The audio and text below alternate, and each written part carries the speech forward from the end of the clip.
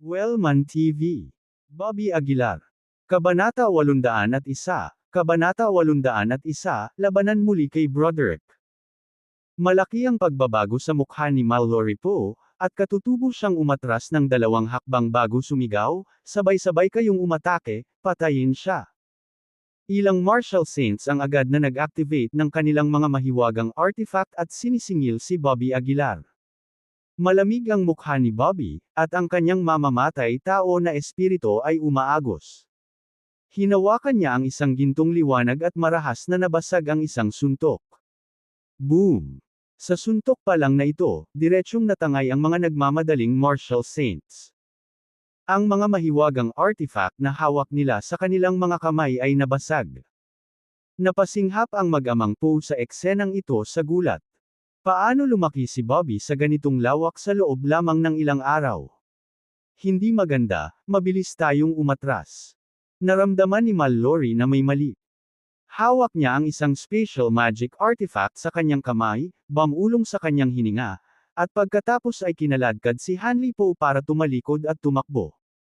Sa isang kisap mata, nawala ang 2 tao sa paningin ni Bobby. Hindi napigilan ni Bobby na sumimangot at ngumisi, medyo mabilis silang tumakbo. Tumakbo sila, ngunit hindi magawa ng mga martial saints mula sa Pavilion of Heavenly Secrets. Hindi nagpakita ng awa si Bobby, at agad na sinimulan ang kanyang patayan, tig-iisang suntok. Sa isang iglap, ilang martial saints ang bumagsak sa lupa. Hinukay ni Bobby ang kanilang mga ginintuang core at kinuha ang kanilang mga mahiwagang artifact.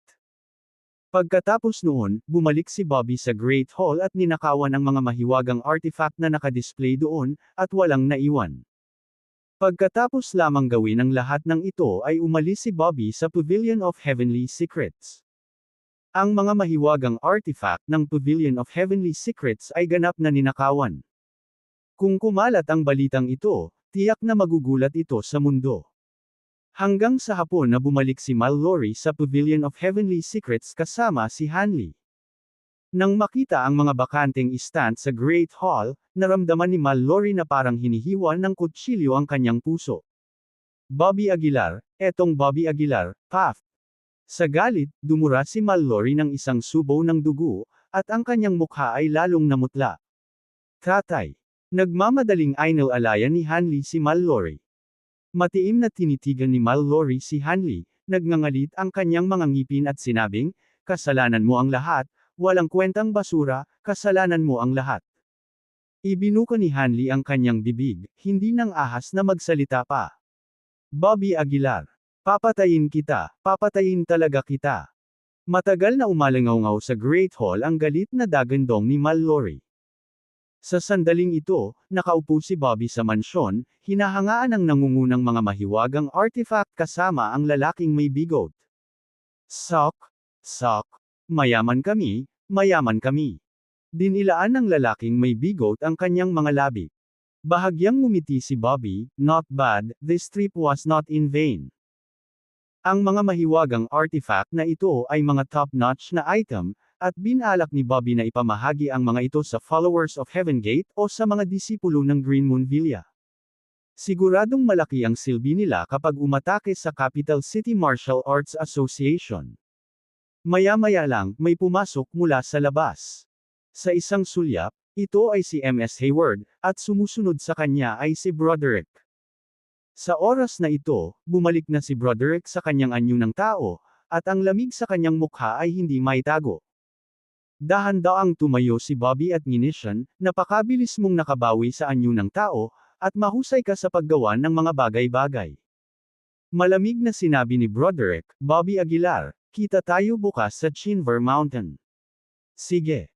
Tuloy-tuloy ng inisyon ni Bobby. Mas balisa si Bobby kaysa kay Broderick sa mga oras na ito. Dahil naruroon pa rin ang power of Martial Saint, kailangang pumasok si Bobby sa Second Secret Realm sa lalong madaling panahon para mailabas si Emily Taylor. "Bobby Aguilar, sana tuparin mo ang iyong salita." Tumayo si MS Hayward habang nasa likod ang kanyang mga kamay, malamig na nagsasalita. Ngumisi si Bobby Aguilar, "Huwag kang mag-alala, matandang hayop. Bahagyang bumantong hininga si MS Hayward at umalis kasama si Broderick nang hindi na nagsalita pa. Sumimangot ang lalaking may bigot, taglay pa rin ni Broderick ang power of martial saint. Ito ay normal. Pagkatapos ng lahat, ito ang paraan ng Capital City Martial Arts Association, na dapat ay mas mahusay kaysa sa pamilya Avery, sabi ni Bobby Aguilar. Tumawa ang lalaking bigot, maaari mo ba siyang talunin, kung gayon? Sa pamamagitan lamang ng isang kumpas ng aking kamay, walang pakialam na sabi ni Bobby Aguilar. Ganyan ang malakas na tiwala sa sarili na dala ng power of martial saint. Sa gabi, biglang nagsimulang bumagsak ang nyebe mula sa langit. Tumayo si Bobby Aguilar sa looban, hinayaan ang snow na bumagsak sa kanya. Minsang sinabi ni Mike Taylor na noong araw na ipinanganak si Emily Taylor, ang mga balahibo ng gansa ay nahulog mula sa langit, kung saan nakuha niya ang kanyang pangalan. Nanabik din si Bobby Aguilar na mamasyal sa snow kasama si Emily Taylor. Parang napakalapit ng lahat. Emily, hintayin mo lang ako. Bukas ihahatid na kita. Naikuyom ni Bobby Aguilar ang kanyang kamao. Lumipas ang oras. Kinaumagahan, maagang dumating si Broderick sa Chinver Mountain. Sa kasalukuyan, ang bundok ng Chinver ay naging mga guho, na tila malungkot. Samantala, dumating din dito ang mga binata na may eleganteng pananamit mula sa iba't ibang mundo sa Capital City. Napabuntong hininga si Ricardo Bowman, ang labanang ito ay hindi maiiwasan.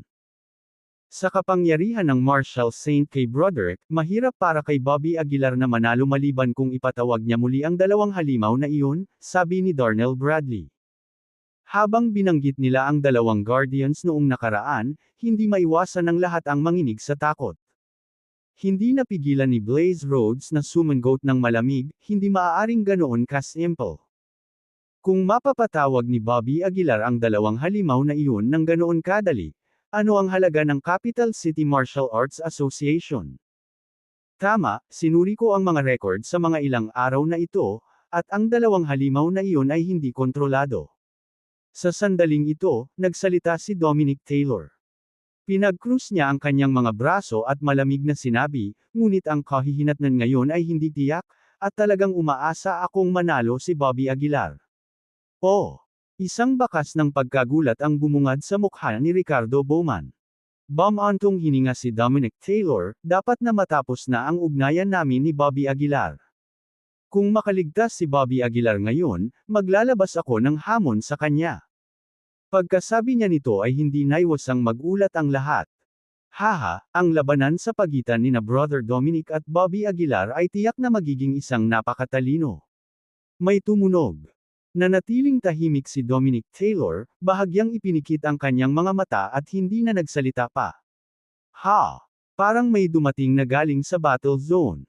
Sa sandaling ito, isang sasakyan mula sa battle zone ang lumapit mula sa hindi masyadong kalayuan. Sa sandaling huminto ang sasakyan, lumabas ang isang matangkad na lalaki na parang espada ang mga kilay at mabituing mata. Nakasuot siya ng military green coat, na may hindi maihahambing na malalim na mga mata, at nakakatakot na aura na mahirap baliwalain. Si Ignacio Burke talaga. Dumating na rin si Commander Burke, sabi ni Ricardo Bowman na nakakunot ang noo. Ignacio Burke. May kikialam ba siya? Ang battle zone ay kumakatawan sa mga awtoridad, at kahit ang Capital City Martial Arts Association ay hindi nang ahas na saktan sila. Ang pagdating ni Ignacio Burke ay walang alinlangan na nagtulak sa paparating na labanan sa isang kasukdulan. Bakas sa mukha ni MS Hayward ang kawalan ng kasiyahan habang mabilis na naglakad patungo kay Ignacio Burke. Commander Burke, ano ang nagdala sa iyo dito? Si MS Hayward ay lumakad pasulong habang nasa likod ang kanyang mga kamay, nagtatanong ng pansamantala. Sinulyapan siya ni Ignacio Burke at sinabing, bakit, hindi ba ako makakapunta? Bumantong hininga si MS Hayward, hindi naman, sana lang hindi makialam si Commander Burke sa bagay na ito. Tumawa ng malakas si Ignacio Burke, magtiwala ka, naparito ako para panuurin ang laban at hindi ako makikialam. Saglit na huminto, si Commander Burke ay malamig na tumingin kay MS Hayward at sinabing, at saka, alalahanin ang iyong tono kapag nakikipag-usap sa akin, kung hindi, hindi ko magagarantiya kung ano ang mangyayari. Kabanata 802, Kabanata 802, Pagbugbog. Isa. Bahagyang nagbago ang mukha ni MS Hayward. Bagamat labis ang kanyang pagkabalisa, mayroon pa rin siyang takot sa kanyang puso na nakaharap kay Ignacio Burke. Noon, pinanood ni MS Hayward si Ignacio Burke na lumaki. Bukod dito, ang Capital City Martial Arts Association ay nagdulot ng maraming balakid sa paglago ni Ignacio Burke. Bilang resulta, natural na hindi magiging maganda ang relasyon ng dalawang partido. Bahagyang ngumuso si MS Hayward at tumalikod na para umalis. Batay lamang sa katayuan ni Ignacio Burke, hindi siya isang taong makakalaban niya. Makalipas ang mga 10 minuto, isang taxi ang pumarada mula sa di kalayuan. Ito ay walang iba kundi si Bobby Aguilar at ang lalaking may bigot. Sa sandaling bumaba si Bobby Aguilar sa kotse, maraming tingin ang napunta sa kanya. Napatingin ang lahat kay Bobby Aguilar at nagsimulang magbulungan. Hindi umimik si Bobby Aguilar. Lumakad siya sa maraming tao at dumiretso sa Chinver Mountain. Bobby Aguilar. Sa sandaling ito, tinawag ni Ignacio Burke si Bobby Aguilar at kumaway sa kanya. Nang makita si Ignacio Burke sa eksena, medyo nagulat din si Bobby Aguilar. Mabilis siyang lumakad at bumulalas, "Commander Burke, ano ang nagdala sa iyo dito?" Huminga si Ignacio Burke ng kanyang sigarilyo at sinasadyang sinabi, "Kailangan kong tiyakin na ang ating mga tao sa battle zone ay hindi makakaharap sa anumang kawalan ng katarungan." Ang pahayag na ito ay malinaw na nakatarget kay MS Hayward at sa Capital City Martial Arts Association. Malamig na bumantong hininga si MS Hayward na mas lalo pang nakaramdam ng inis.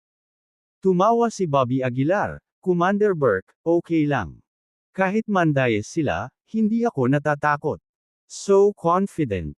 Nagtatakang sabi ni Ignacio Burke. Sumulyap si Bobby Aguilar kay Broderick at malamig na ngumuso, ang pagpatay sa kanya ay parang pagkatay ng manok at aso. Pagkasabi niya nito ay tinapakan ni Bobby Aguilar ang paa niya at lumapag sa harap ni Broderick. Nang magtama ang kanilang mga mata, agad na umabot sa sukdulan ang kapaligiran. Ang mamamatay tao na hangarin ay sumiklab sa maitim na mga mag-aaral ni Broderick. Samantala, mas matindi ang pamatay na hangarin kay Bobby Aguilar. Ang buong eksena ay naging napakalamig. Matagal ko nang hinihintay ang araw na ito. Bahagyang kumuyam ang kamao ni Bobby Aguilar, at tila hindi mapigilan ang kanyang panloob na pagnanasa na pumatay. "Ako rin." Si Broderick ay umungal sa galit, at ang kanyang momentum ay sumabog. Sa pagkakataong ito, walang dagdag na usapan sa pagitan ng dalawang partido. Ang kanilang galit sa isa't isa ay tila nagtitiis ng napakatagal, at ngayon ay hindi na nila ito kayang pigilan. Ang banggaan ng kanilang mga aura ay agad na nagbunga ng mga dagandong. Bukod dito, ang presyon mula sa bawat panig ay napakatindi kaya nahihirapang huminga. "Bobby Aguilar, maldita ka." Sa galit na dagandong ni Broderick, nagkusa siyang umatake muna. Dahil sa kapangyarihan ng martial saint, binato ni Broderick ng suntok si Bobby Aguilar. Ang lakas ng suntok na ito ay nakakatakot, at ang hanging kamao lamang ay yumanig sa nakapalibot na graba. Ngunit sa pagkakataong ito, tumayo si Bobby Aguilar nang hindi gumagalaw. Nakatitig ang malamig niyang mga mata kay Broderick. Boom! Matigas na damapo ang suntok na ito sa katawan ni Bobby Aguilar. Isang marahas na pagsabog ang naganap sa katawan ni Bobby Aguilar. Agad na naging pulbos ang graba, at natakpan ng alikabok ang kalangitan. Isang kapaligiran ng takot ang bumalot sa tanawin, ngunit si Bobby Aguilar, na nasa gitna ng bagyo, ay nanatiling hindi gumagalaw. Damapo ang kamao ni Broderick sa dibdib ni Bobby Aguilar. Malamig na tinignan siya ni Bobby Aguilar mula sa itaas. Paanong posible? Nagbago agad ang mukha ni Broderick. Paanong hindi napigilan ng suntok na ito si Bobby Aguilar? Alam niyang naglalaman ng suntok niya ng power of martial saint. "Kung ano ang mayroon ka, mayroon din ako." Umalangaw-ngaw ang boses ni Bobby Aguilar sa tenga ni Broderick. Bago pa makapag-react si Broderick, inabot na ni Bobby Aguilar at hinawakan ang kanyang palso. Isang napakalaking puwersa ang nagpaikot sa palso ni Broderick pabalik sa isang nakakatakot na arko. Nahirapan si Broderick, ngunit hindi siya makalaya. Gamit ang power of martial saint, meron din ako niyan. Sa pagbagsak ng mga salita, isang gintong sampal ang marahas na dumampi. Smack! Ang malutong na tunog, na sinamahan ng tunog ng mga buto, ay umabot sa pandinig ng lahat. Ang katawan ni Broderick ay lumipad ng daan-daang metro at ang kanyang ulo ay direktang nakatanim sa lupa. Naging tahimik ang eksena. Walang makapaniwala dito. Broderick. Matiim na tumitig si MS Hayward, sumisigaw ng buong lakas. Gusto niyang sumugod pero pinigilan siya ni Ignacio Burke. Ano, gusto mong lumabag sa mga patakaran? Malamig na sabi ni Ignacio. Napatikip ng ngipin si MS Hayward, halos umapaw sa luha ang mapupungay niyang mga mata. Lalong nagulat ang mga tao sa paligid. Paano naging napakalakas ni Bobby Aguilar na tuluyan niyang nadurog si Broderick, na nagtataglay ng power of martial saint? Nanlaki ang mga mata ni Dominic Taylor, parang napuno ng galit ang mga pupils niya. Sa sandaling ito, si Broderick ay tumakas mula sa lupa. Ang kalahati ng kanyang mukha ay nabasag, nakakagulat at nakakatakot. Bobby Aguilar, papatayin kita. Umungol si Broderick na nakataas ang ulo, liwanag na nagmumula sa kanyang bibig. Ang liwanag na ito ay namuo sa kanyang bibig, at sa sumunod na segundo, ito ay sumabog patungo kay Bobby Aguilar. Ngumisi si Bobby Aguilar, walang silbi. Ngayon, tiyak na matatalo ka. Sa pagharap sa makapangyarihang pamamaraan na ito, kinuyam ni Bobby Aguilar ang kanyang kamao, at nagsimulang mag-ipon dito ang gininto ang kinang. 10,000 spell-breaking punch. Tuloy-tuloy na umungal si Bobby Aguilar, ang simple at walang palamuti na kamao, na may dalang mabangis na momentum, ay agad na nakalaban. Boom! Isang pagsabog ang napuno ng hangin. Ang gininto ang liwanag ay nag-alinlangan lamang ng kalahating segundo bago nagwalas patungo kay Broderick sa isang nakadurog na paraan. Boom! Ang gininto ang liwanag ay tumama sa katawan ni Broderick.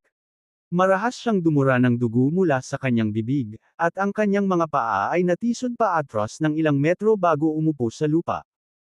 Sa sandaling ito, halos madurog na ang katawan ni Broderick, ang tila hindi masisirang balat ay duguan na at hindi na kayang tingnan. Broderick. Agad na tumulo ang luha sa mga mata ni MS Hayward.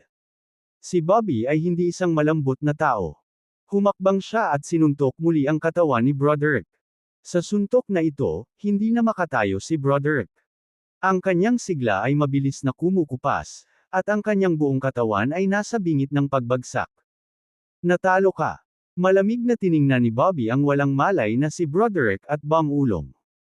Sa di kalayuan, galit na sumigaw si MS Hayward, nawawala na siya. Bitawan mo siya. Sumulyap si Bobby sa kanya at ngumisi, natalo nga siya, pero sabihin mo, pwede ko ba siyang bitawan?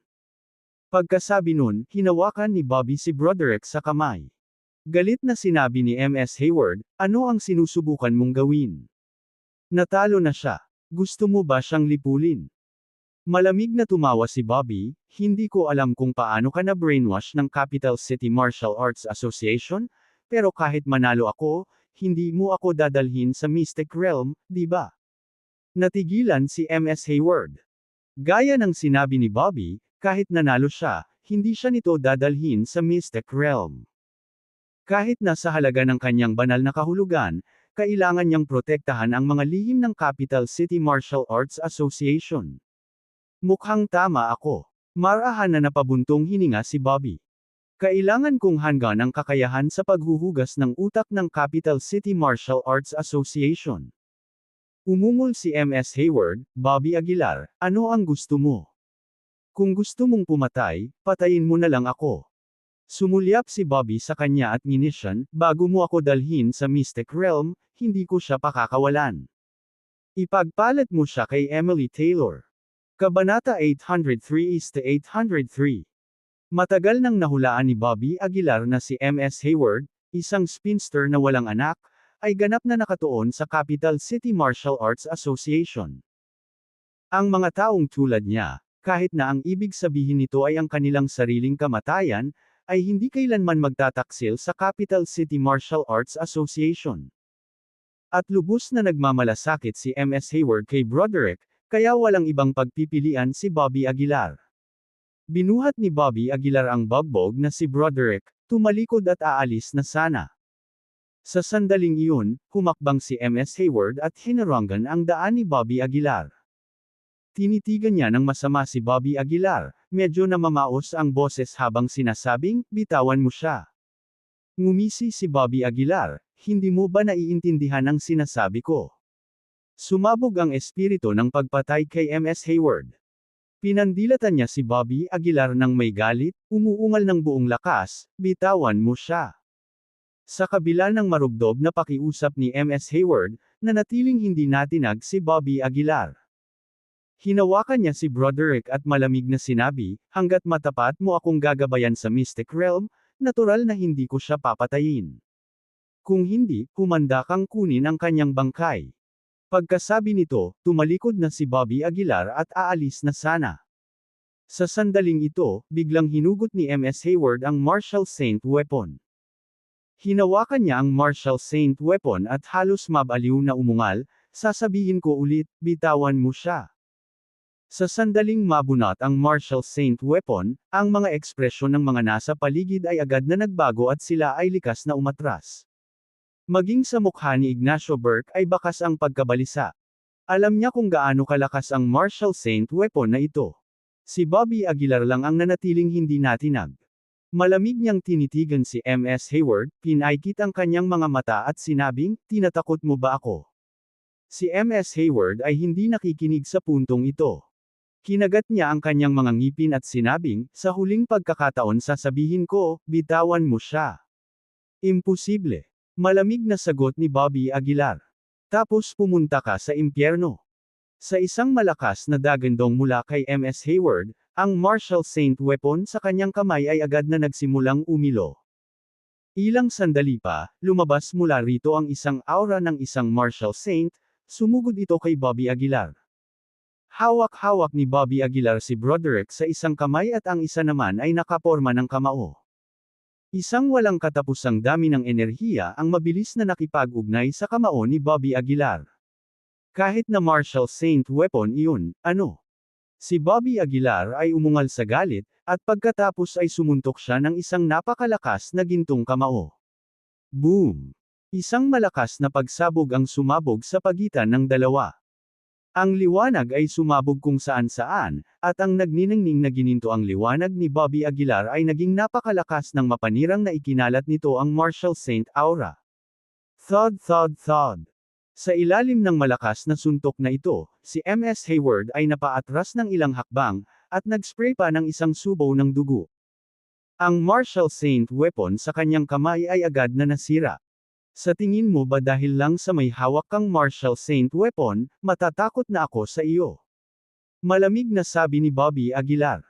Hindi malakas ang boses niya, pero umabot sa tenga ng lahat. Nabalot ng katahimikan ang eksena, at lahat ay natulala. Maging si Ignacio Burke ay nanlaki ang mga mata sa hindi makapaniwala. Si Bobby Aguilar ba? Talaga bang sinira ang Martial Saint weapon? Naging napakalakas na ba ngayon si Bobby Aguilar? Kahit isang Martial Saint weapon ay hindi makakapigil sa kanya. Hindi ako makapaniwala, nakarating na ba talaga si Bobby Aguilar sa kaharian ng Martial Saint? Pero hindi ba sinabi na walang sinumang nasa ibaba ng Martial Saint ang makakalaban sa isang Martial Saint weapon? Umuulan ng bulungan ng eksena, hindi maiwasang mapasinghap sa pagkamangha ang mga matikas na binata mula sa mga maharlikang pamilya. Lalong lumungkot ang mukha ni Dominic Taylor, at mahigpit na nakakuyom ang kanyang mga kamao. MS Hayward, mas mabuting bumalik ka at pag-usapan ito sa iyong mga nakatataas. Malamig na sabi ni Bobby Aguilar. Bitawan mo siya. Ang sutil na si MS Hayward, hindi pa rin sumusuko. Ngumisi si Bobby Aguilar, kukunin ko si Broderick, at hindi mo ako mapipigilan. Pagkasabi noon, hinawakan ni Bobby Aguilar si Broderick at tumalikod para umalis. Pinanood ng mga tao si Bobby Aguilar na umalis, na walang lakas ng loob na magsalita. Ngunit alam nilang lahat, pagkatapos ng labanan ngayon, si Bobby Aguilar ay tunay na gumawa ng pangalan para sa kanyang sarili. At kung gusto ng great families na pigilan ang paglaki ni Bobby Aguilar, maaaring hindi na ito gaanong simple. Si Bobby Aguilar ay hindi bumalik sa Capital City Martial Arts Academy, ngunit bumalik sa inuupahang bahay na dati niyang tinitirhan. Itinapon niya si Broderick, tinatakan ang gate ng kanyang buhay gamit ang kanyang chi para pansamantalang iligtas ang kanyang buhay. Sumunod sa likod ang lalaking may bigot, bumubulong, nakakatakot talaga ang kapangyarihan ng martial saint na ito. Hindi napigilan ni Bobby Aguilar na mapabuntong hininga. Oo, hiniram ko lang ang kapangyarihan ng martial saint, ngunit napakalakas nito. Kung papasok ako sa martial saint realm, hindi ko maisip kung gaano ito kakilakilabot. Noon lang, isang malungkot na tunog ang nagmula sa special magic artifact ng lalaking bigot. Dim Prison Jar. Agad na nakuha ng lalaking may bigot ang Dim Prison Jar mula sa kanyang special magic artifact. Ang boses na ito ay talagang kay Colin McDaniel. Patayin mo ako, halos magmakaawa si Colin McDaniel. Sumulyap sa kanya si Bobby Aguilar, nginisyon, basta ibibigay mo ang espiritual na apoy, natural na masisiyahan kita. Ilabas mo lang ako sa banga na ito, ipapangako ko sa iyo ang kahit ano, mapait na pakiusap ni Colin McDaniel. Napatingin si Bobby Aguilar sa lalaking may bigot at sinenyasan itong palabasin. Agad na kinuha ng lalaking may bigot ang pahiwatig at inilabas si Colin McDaniel mula sa dim prison jar ng walang salita. Sa puntong ito, si Colin McDaniel ay ganap na hindi nakikilala. Siya ay bumagsak sa lupa, na puno ng dugo, at ang kanyang aura ay napakahina. Nasaan ang espiritual na apoy? Malamig na tanong ni Bobby Aguilar. Mahinang sinabi ni Colin McDaniel, Bobby Aguilar, ikaw. Walang awa mo. Matapos ang kanyang mga salita, nagpumiglas si Colin McDaniel na itaas ang kanyang palad, isang maliit na apoy ang natipon sa kanyang palad. Ang apoy ay lila at halos kasing laki ng lotus. Kung ikukumpara sa espiritual na apoy ni Bobby Aguilar, tila hindi gaanong mahalaga ang apoy ni Colin McDaniel. Agad na nakipagkamay si Bobby Aguilar, at tumaas ang apoy nito. Pagkatapos noon, ginamit niya ang sarili niyang espiritual na apoy para lamunin ang apoy ni Colin McDaniel. Sa isang iglap, tuluyang natupok ang apoy. Itinaas ni Colin McDaniel ang kanyang ulo at pilit na sinabing, Bobby Aguilar, maaari mo bang iligtas ang buhay ko? Alam kong malaki ang ambisyon mo. Matutulungan kita sa alchemy. Ngumisi si Bobby Aguilar, hindi ko kailangan. Masyadong masama ang ugali mo, at tsaka, may mas magaling akong kandidato. Pagkasabi noon, diretsyong sinampal ni Bobby Aguilar ang katawan ni Colin McDaniel. Matapos patayin si Colin McDaniel, inilagay ni Bobby Aguilar ang espiritual na apoy sa kanyang sariling palad. Ang apoy na ito ay malinaw na mas malaki, at ang kapangyarihan ay naging mas malakas din. Kung susuntukan ko ang ultimong suntok na iyon ngayon, ang lakas ay maaaring mas nakakatakot, naisip ni Bobby Aguilar sa kanyang sarili. Ang paglago ng espiritual na apoy ay napakahirap, walang kaugnayan sa espiritual na kapangyarihan, maaari lamang itong madagdagan sa pamamagitan ng paglunok ng apoy ng iba. Inalis ni Bobby Aguilar ang apoy. Tumangala siya sa langit at mahinang sinabi, ngayon ay nakadepende ang lahat sa desisyon ni Ms. Hayward. Sinabi ng lalaking may bigot sa malalim na boses, sa tingin mo ba ay ipagkanulo ni Ms. Hayward ang Capital City Martial Arts Association para kay Broderick? Natahimik sandali si Bobby Aguilar, pagkatapos ay sinabing, I think she will. To Ms. Hayward now, Broderick is like her own son. At saka, sa kanyang edad, maaaring naghahangad na siya para sa init ng isang pamilya. Kabanata 804, Kabanata 804, pumayag si Ms. Hayward sa lungguhit isa. Sa sandaling ito, si Ms. Hayward ay nakaupo sa isang kumot sa kanyang tahanan, na puno ng kalungkutan. Puno ng luha ang kanyang matanda na mukha, may mga hibla ng buhok na nakasabit sa kanyang noo, na nagpapalungkot sa kanya. Kasalanan ko, hindi ko dapat hinayaan na makipaglaban ka kay Bobby Aguilar, sabi ni Ms. Hayward sa mahinang boses, ang mga lumang luha ay umaagos sa kanyang mukha. Sa sandaling ito, mabilis na pinunasan ni Ms. Hayward ang kanyang mga luha. Ang kanyang mga mata ay naging medyo matigas na parang gumagawa ng isang uri ng desisyon. Pansamantala ko lang maitatago ang balita. Si Ms. Hayward ay tila may desperado na determinasyon. Nagpasya siyang huwag munang ipaalam sa mga nakatataas sa ngayon, ngunit palihim na dalhin si Bobby Aguilar sa Mystic Realm bago nila malaman. Dahil alam na alam ni Ms. Hayward na ang buhay nila Broderick ay walang halaga sa mga nakatataas. Hindi nila kailanman isa sa panganib na ilantad ang mga sikreto ng Capital City Martial Arts Association para kay Broderick. Naglingkod ako sa Capital City Martial Arts Association sa buong buhay ko. Oras na para makabawi ako. Para sa kapakanan ni Broderick, ito lang ang pagpipilian ko. Bumantong hininga si Ms. Hayward, pagkatapos ay tumalikod at naglakad palabas ng kanyang tahanan. Gabi na. Umupo si Bobby Aguilar sa inuupahang bahay, na medyo nag-aalala. Ang lalaking may bigot, gayunpaman, ay medyo nakaka-relax, nag-ihaw at naghuhuni ng isang himig. Alam mo, mas komportable ang tumira sa isang palapag na bahay kaysa sa apartment na iyon, ungol ng lalaking may bigot. Pagkasabi nito, iniabot niya ang isang inihaw na tuhog kay Bobby Aguilar. Umiling si Bobby Aguilar at bumantong hininga, kumain ka na, wala ako sa mood. Umikot ang mga mata ng lalaking may bigot, sige, kung ayaw mo. Sa oras na ito, kumalat na sa buong mundo ng martial arts sa Pyro ang balita ng pagsira ni Bobby Aguilar sa Martial Saint weapon sa isang suntok. Halos hindi narinig ang pagsira sa isang Martial Saint weapon na may kapangyarihan ng isang military marquee realm, isang una sa kasaysayan. Sa buong panahon, hindi mabilang na mga henyo ang lumitaw, ngunit walang sinuman ang nakarating sa ganoong antas. Sa maraming mga henyo sa mundo, sino ang maaaring maging kapantay ni Bobby Aguilar? Sa loob ng ilang sandali, inilagay ng lahat si Bobby Aguilar sa itaas. Maging ang Martial Arts Forum ay nagbago ng kanilang rango. Si Dominic Taylor, na sumangkop sa unang pwesto sa loob ng maraming taon, ay pangalawa na ngayon. Nang makita ang balita sa leaderboard, unti-unting dumilim ang mukha ni Dominic Taylor. Unang lugar. Maaari lang maging akin. Sa mga mata ni Dominic Taylor, isang pahiwatig ng kasamaan ang nahayag. Madaling araw. Ang buong mundo ay tila nahuhulog sa isang malalim na pagtulog, ngunit si Bobby Aguilar ay walang balak na matulog. Ang kanyang oras ay nauubos, ang kapangyarihan ng Martial Saint ay maaaring mawala anumang oras, at hindi siya maaaring hindi mabalisa. Talaga bang iiwan niya si Broderick? Hindi napigilan ni Bobby Aguilar na sumimangot. Sa sandaling ito lang. Nagring ang phone ni Bobby Aguilar.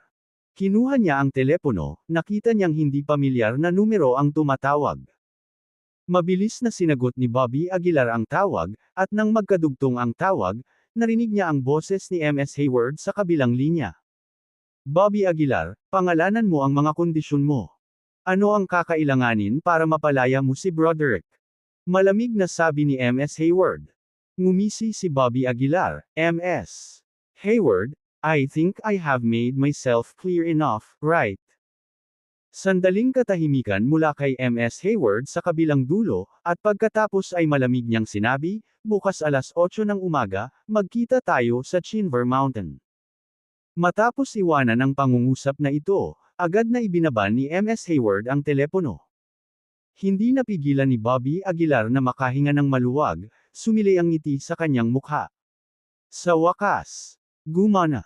Bulong ni Bobby Aguilar, ang mabigat na bato sa kanyang puso ay tuluyang bumagsak sa lupa. Hindi nakatulog si Bobby Aguilar buong gabi.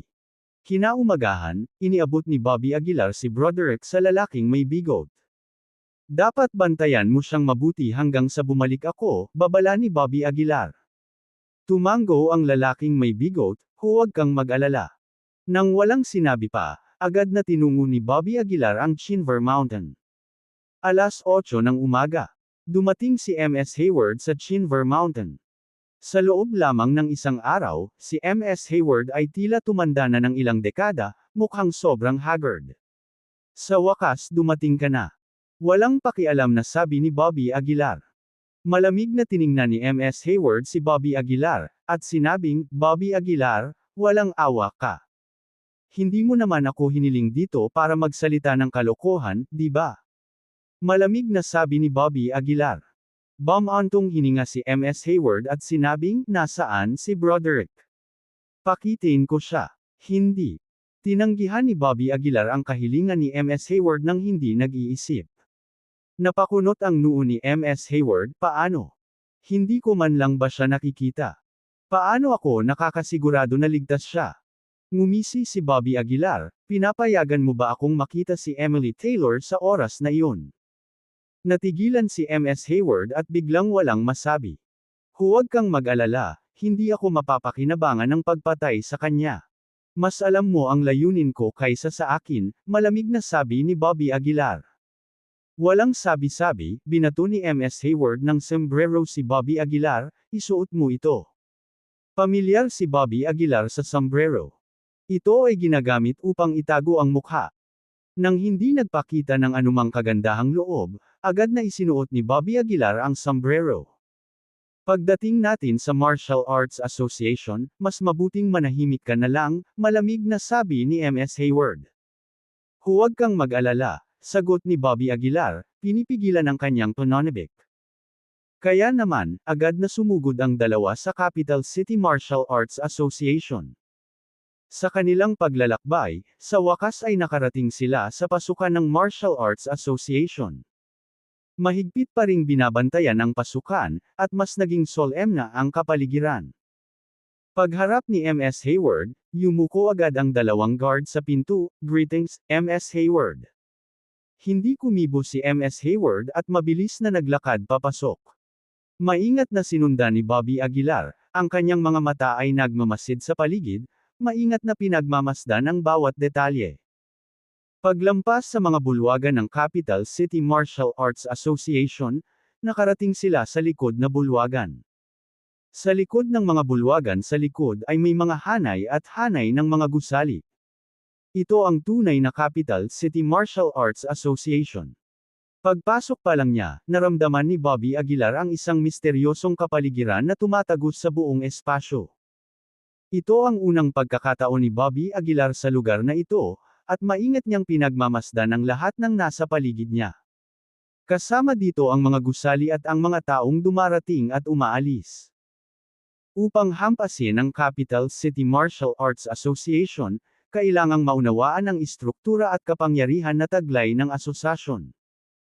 Habang naglalakad, natuklasan ni Bobby Aguilar na ang asosasyon ay nagtago ng ilang mahiwagang puwersa. Ang mga nakapalibot na gusali ay parang mga sikretong silid, na ang bawat bahay ay nagtatago ng iba't ibang sikreto. Maging ang sikat na Scripture Pavilion ay nakatayo rito. MS Hayward. Sa sandaling ito, dalawang lalaki ang lumapit at binati si MS Hayward. Hindi umimik si MS Hayward, tumanggo lang. Nang ipagpatuloy na niya ang pamumuno kay Bobby Aguilar, biglang nagtanong ang dalawang lalaki, MS Hayward, sino ang taong ito? Hindi pa namin siya nakita noon. Malamig na sinabi ni MS Hayward, hindi na kailangang magtanong pa. Isasama ko siya upang makita ang mga nakatataas. Ito, nagkatinginan ang dalawang lalaki at sinabing, MS Hayward, alam mo namang top secret area ang lugar na ito. Bawal pumasok ang mga tagalabas. Nanlamig ang mukha ni MS Hayward, at sinabi niyang, so, kailangan ko bang magsumbong sa iyo? O tinatanong mo ba ako? Kabanata 805, Kabanata 805, Pagtungo sa Mystic Realm sa Lungguhit 1. Mabilis na yumuko ang dalawang taong ito at sinabing, hindi namin sinasadya iyon. Kung gayon umalis ka dito. Malamig na sabi ni MS Hayward. Pagkasabi nun, kinuha ni MS Hayward si Bobby Aguilar at tumalikod na para umalis. Ngunit sa sandaling ito, biglang inabot ni Bobby Aguilar ang kanyang palad at pinaghahampas ang magkabilang ulo nila, na nagkabasag ng kanilang mga bungo. Nang makita ito, agad na nagbago ang mukha ni MS Hayward. Galit niyang sinabi, anong ginagawa mo? Malamig na sinabi ni Bobby Aguilar, kung sakaling ikalat nila ang salita, magiging walang kabuluhan ang lahat. Ikaw. MS Hayward gritted kanyang mga ngipin, ngunit siya ay walang pagpipilian para sa kapakanan ng Broderick. Pagkatapos noon, gumamit si Bobby Aguilar ng espiritual na apoy para sunugin ang dalawang bangkay. Sinundan niya si MS Hayward at nagpatuloy sa paglalakad. Ang lugar ng Capital City Martial Arts Association ay malawak, na may hindi bababa sa 12-dosenang mga gusali sa loob. Sa daan, nakatagpo si Bobby Aguilar ng ilang marquises. Sa wakas, makalipas ang mahigit kalahating oras, tuluyang tumigil si MS Hayward. Ito ay isang bukas na espasyo. Bahagyang ipinikit ni Bobby Aguilar ang kanyang mga mata, hinahanap ang koneksyon sa mystic realm. Di nagtagal, natuklasan ni Bobby Aguilar ang maraming lihim na kaharian sa malapit. Nandito na tayo. Tumingin si Bobby Aguilar kay MS Hayward. Malamig na ngumuso si MS Hayward, ito na. Huminga ng malalim si Bobby Aguilar, pilit na pinipigilan ang kanyang pananabik, at sinabing, kung gayon, huwag na tayong mag-aksaya ng oras, bilisan mo. Hindi na nagsalita pa si MS Hayward. Bahagyang ipinikit niya ang kanyang mga mata at bumulong ng mga salita sa ilalim ng kanyang hininga. Nagsimulang lumitaw ang mga sinag ng liwanag sa kanyang harapan. Si Bobby Aguilar ay matamang nanood, sinusubukang hanapin ang paraan para buksan ang mystic realm mula kay MS Hayward. Sa kasamaang palad, ang kanyang boses ay napakaliit na kahit si Bobby Aguilar ay hindi marinig ng malinaw.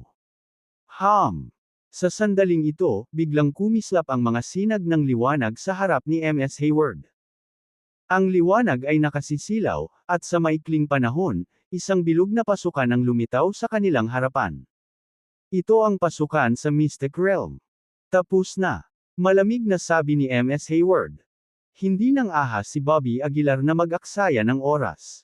Walang sabi-sabi, agad siyang pumasok sa mystic realm. Sa pagpasok ng kanyang palad ay biglang nawala ang pasukan sa kanyang harapan. Paano nangyari ito? Agad na nagbago ang mukha ni Bobby Aguilar. Ang pangit din ng mukha ni MS Hayward. Tila may napagtanto siya at agad na lumuhod sa lupa kasabay ng kulog. Maya-maya, may lumitaw na figure sa harapan nilang dalawa. Ang taong ito ay mukhang kasing edad ni MS Hayward, at ang nakakatakot na aura na nakapaligid sa kanya ay imposibleng baliwalain.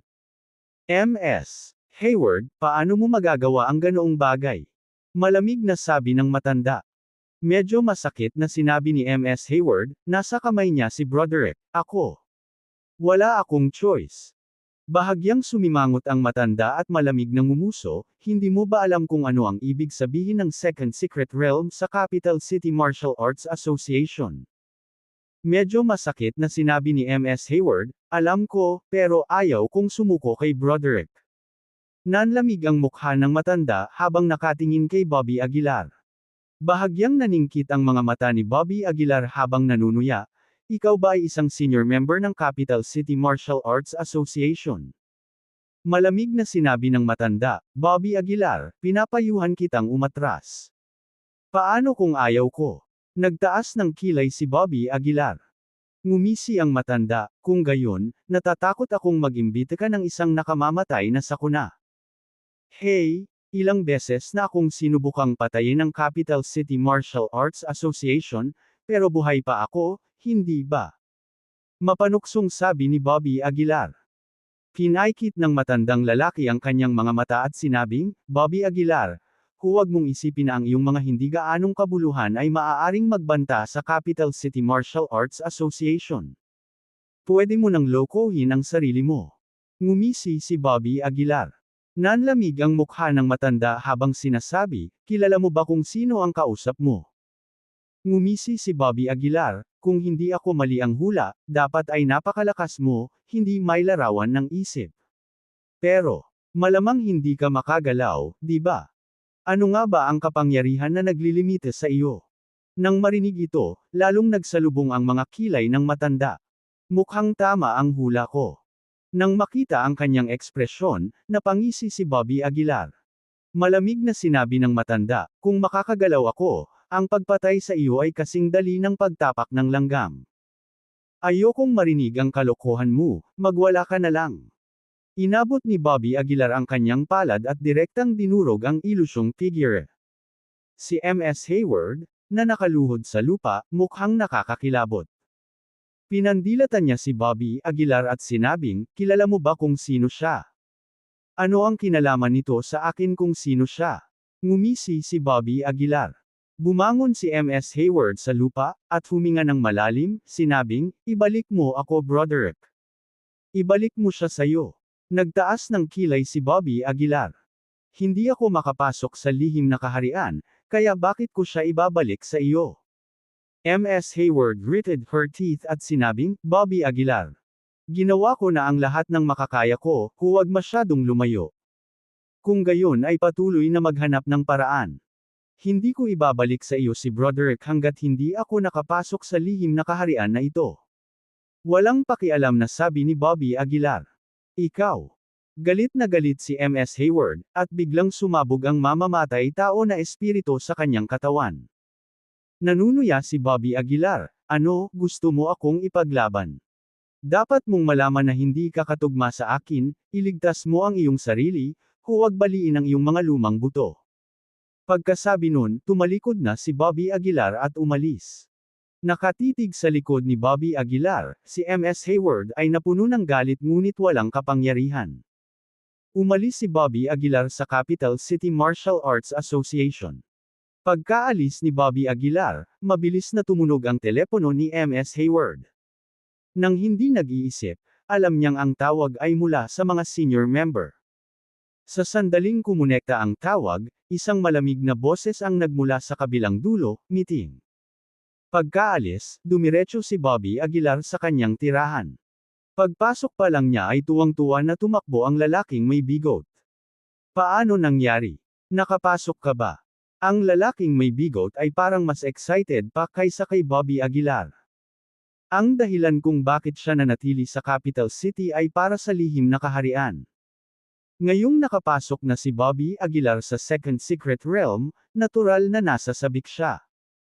Umiling si Bobby Aguilar at sinabing, hindi, nadiskubre ako. Kumunot ang noo ng lalaking may bigot, hindi tama yan.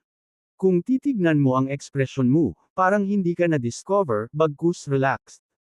Sumandal si Bobby Aguilar sa tamba-tamba, bahagyang ngumiti, tama. Alam kong sa simula pa lang ay tiyak na matutuklasan ang paglalakbay na ito. Kung gayon bakit ka pumunta? Sumimangot ang lalaking may bigot. Ngumisi si Bobby Aguilar, nagpunta ako para sa tatlong layunin. Una, gusto kong suriin ang lakas ng Capital City Martial Arts Association. Pangalawa, gusto kong hanapin ang lokasyon ng Second Secret Realm. Hanggat nahanap ko ang lokasyon, may paraan para iligtas si Emily. Pangatlo, gusto kong i-verify ang ilan sa aking mga iniisip.